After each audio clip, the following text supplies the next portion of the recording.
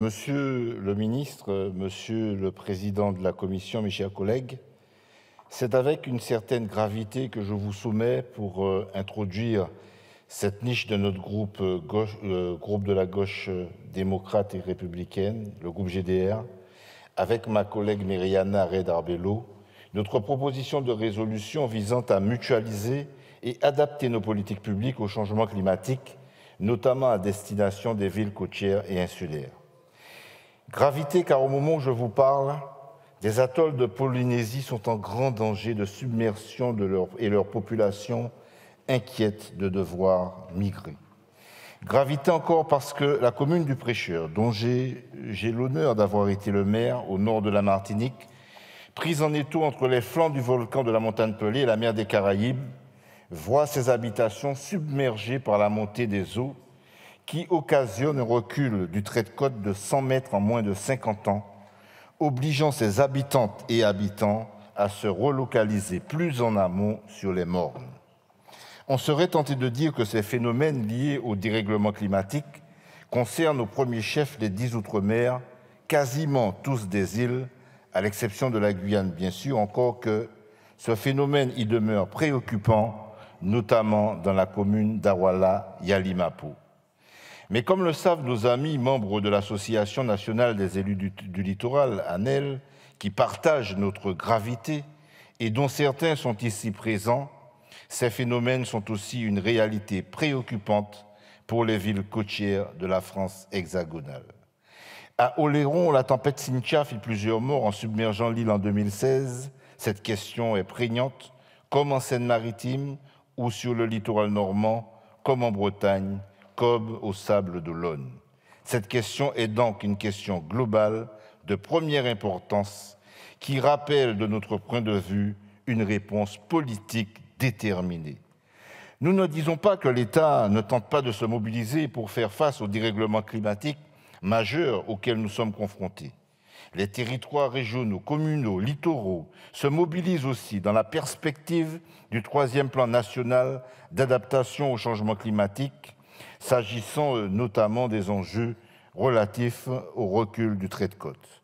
Mais force est de constater, force est de reconnaître que cette question ne fait pas l'objet d'un programme dédié dans le budget de l'État. Force est de reconnaître également une grande dilution des structures et des financements appelés à intervenir. Le texte de la proposition de résolution demande en conséquence au gouvernement de mieux planifier sur le long terme des réponses adaptées aux différents contextes locaux. Il lui demande aussi d'inscrire le plan national d'adaptation au changement climatique dans un chapitre spécifique de la prochaine loi de programmation pluriannuelle énergie-climat. Il demande surtout une meilleure prise en compte de l'adaptation au changement climatique dans les processus d'évaluation environnementale des projets, dans les plans et programmes, ainsi que dans les documents d'urbanisme. Il demande enfin de placer les impératifs sociaux au cœur des politiques d'adaptation. Car penser l'adaptation au dérèglement climatique suppose effectivement de penser en même temps, globalement, le ménagement, je dis bien le ménagement du territoire, de même que la souveraineté et l'autonomie alimentaire et énergétique. Toujours dans la commune du Prêcheur, confrontée depuis des décennies à tous les risques majeurs, y compris les lards en indonésien, ça veut dire couler debout, nous avons acquis une certaine résilience à ces derniers, ayant été à plusieurs reprises isolés et ne pouvant compter que sur nous-mêmes pour subsister, aussi bien en termes agroalimentaires qu'énergétiques. Nous croyons que notre expérience, pour le coup, peut servir de laboratoire pour une gestion des risques naturels et technologiques, car les deux sont désormais liés, voire même cumulés. Gestion des risques qui doit être revisitée en prenant en compte les savoirs des populations locales et la promotion de nouveaux travaux de recherche afin de consolider un socle de connaissances scientifiques permettant d'informer et d'éclairer les politiques publiques. Les élus communaux que nous sommes ou que nous étions pour beaucoup le savent. Nous sommes souvent livrés à nous-mêmes, sans moyens, sans financement, sans capacité d'agir, alors même que nous sommes en première ligne.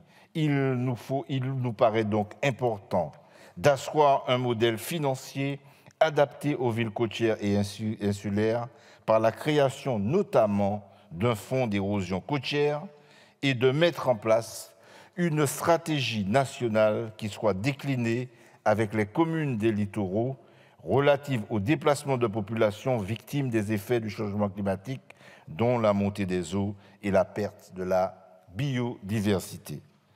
Cette proposition de résolution a l'ambition de promouvoir un rôle pionnier de la France en l'espèce, en s'appuyant sur les collectivités territoriales concernées.